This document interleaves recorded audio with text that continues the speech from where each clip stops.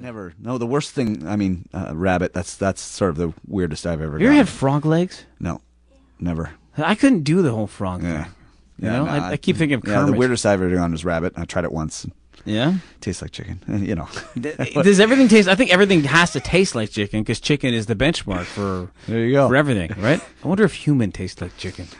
All right, let's not go there. Let's not ask Jeffrey Dahmer and see what he says. I don't know his email. I lost it. He won't reply to me. So that's an interesting story. Well, you know what? It is, because it leads to a lot of things, because there's a lot of things going on in technology today. I mean, we're talking about cloning animals. People they love the animal that they have right now. They always want to have them, so that they're spending thousands of dollars, $20,000, $40,000, $50,000 to clone the animal. Right. There are reports about people who want to clone their cats, clone their dogs, and they've done this. I mean, what is that? The famous sheep, Molly. So there's a lot of interesting things, and I know you have another story over here, so I'll let you go there, and then I'll go back. Well, this is a kind of a nice little story. Honda. I've never owned a Honda, but the lovely folks at Honda, they have their new sport utility vehicle called an Element. And anyway, the New York International Auto Show held in New York. James Jenkins, who's Honda's senior product planner, has come up with a sort of new version of the Element that is sort of pet friendly, with pets in mind, and it has a retractable ramp, and it has sort of these mesh safety restraints for furry passengers. Kind of neat. And, the people at the Humane Society are commending them and saying that it's a really cool idea to see a car designed with the dog in mind. I think it's great. So, obviously, I know we have a seatbelt for Dexter. When he comes to work with me, I put the belt on him, and it's kind of neat. I mean, it's like a harness seatbelt. So, if I happen to come to a quick stop, I know he's not going into the, he's not going to be airbagged, as they say. So... yeah, so I think it's neat. It's marketing 101. Honda's come up with a way. They realize that there's a lot of families out there with pets, and so they're trying to market a new sport utility vehicle called the Element. This is it, Oshawa, Chrysler, features. GM. Wake up. Your competition is like 8 steps ahead of you, thinking of the common things, you know? It's neat. So I think, it'd be kind of cool if they came up with a car that had a little... Don't say it. We'll sell it. Okay. But like a sort of... a carrier where you could either put a cat or a dog, a small dog or a small cat, and it's safe, and it's built right into the car, kind of like a special doggy or kitty glove compartment, but in the back, of course, and big enough for them to move around appropriately, but that'd be kind of neat. Okay, that's Michael's idea, not mine. Okay, just thinking. Thinking outside of the box. And you've got some other news. Yeah, well, here's a band that I actually liked, and I liked them a lot when I was growing up. They had that one song, Go West, life is peaceful there, West, and... No, okay. The Pet Shop Boys, our good friends at PETA. PETA. Not the ones you eat right now. And happy Passover and happy Easter to all of our friends out there. And if there's any other religious holidays, we wish you all the best in your holidays. The Pet Shop Boys have turned down a request from the animal rights group PETA in Europe to adopt a more friendly name. The band revealed on their website Thursday. Here was the letter that was sent to the Pet Shop Boys. Now, Pet Shop Boys have been around since the late 80s. They call them the Pet Herding Boys. I get that. Here's a letter that PETA wrote, okay? Okay. Dear Neil and Chris, you have many loyal fans of the Pet Shop Boys here at PETA. They have to say that, okay. Will you please consider changing your name from the Pet Shop Boys to the Rescue Shelter Boys? Okay. Interesting name.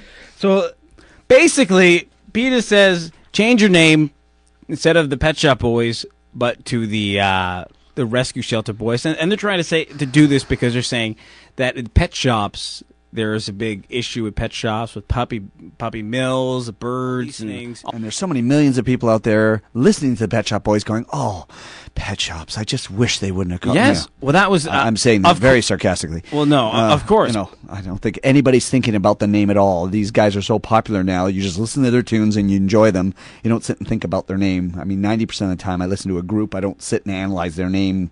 Well, if I listen to the Kiss, I don't go out and kiss my girlfriend. I go out and go, yeah, let's rock and roll all night, party every day. Is that just loud for you out there, folks, or is that just loud for me? No, but I mean, it's kind of ridiculous. But you know what? I give it to PETA in one thing. They got a great PR department because their news keeps on getting out there no matter what. So I hope the Pet Shop Boys do not change their name and they stick with what they have. That's all I'm going to say about that. They're not offending anybody. Ladies and gentlemen, as always, we do this every single week. Law and Order, brought to you by Law and Order SUV on CTV. Shellfish may not be sold for pushcarts in New York City. Okay. Don't ask. In Washington, D.C., you could be put in jail if you are cruel to animals. It's good Cool. for Washington, D.C. Yeah, that should be everywhere. You take that, Barack Obama. You make sure that law's enforced. Yes, we can. In Ohio, cars are not allowed to scare horses.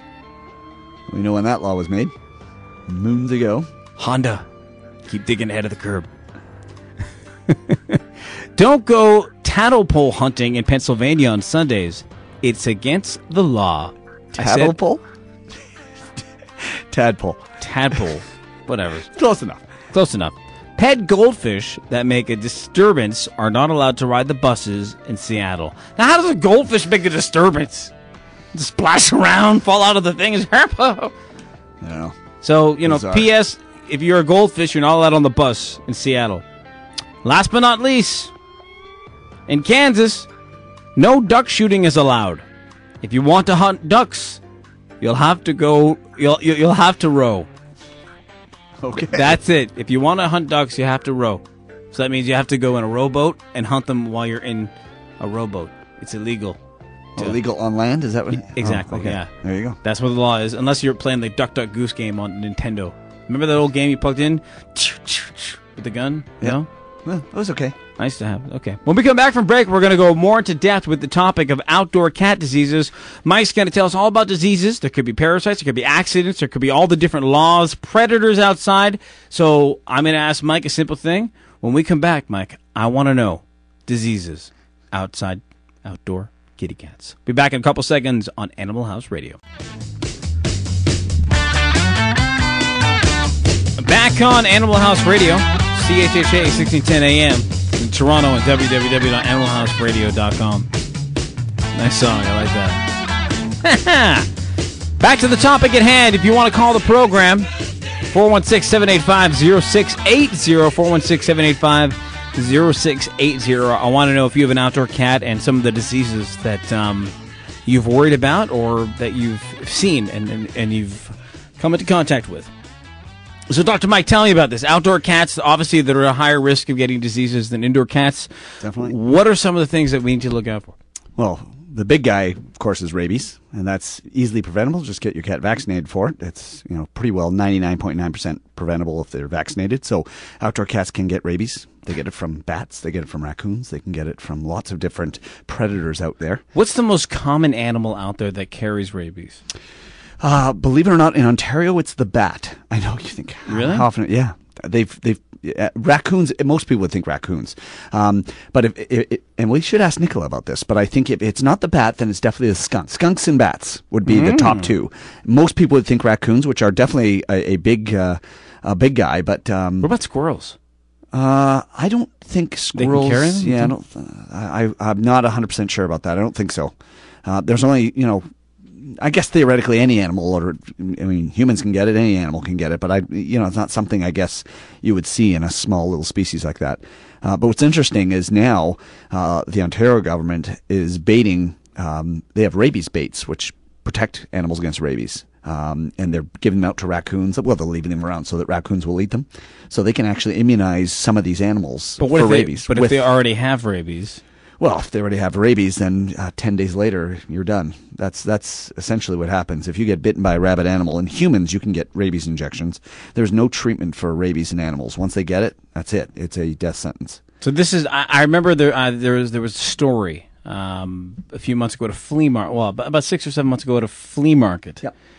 And there was an issue with rabies, and they didn't know that all the dogs had them, but one or two of them had them, but they put them all down. Yes. And it was very upsetting because the people that brought them home and some of the ones didn't end up having rabies. But I guess it was a precautionary measure. Can I tell you a sad sort of story about rabies? That's interesting in all vet clinics in Ontario. Most people don't know this. Never mind Ontario, all over the world, I would imagine, is that when we put animals to sleep, you actually have to sign a certificate saying that your dog or cat has not bitten anyone in 10 to 15 days.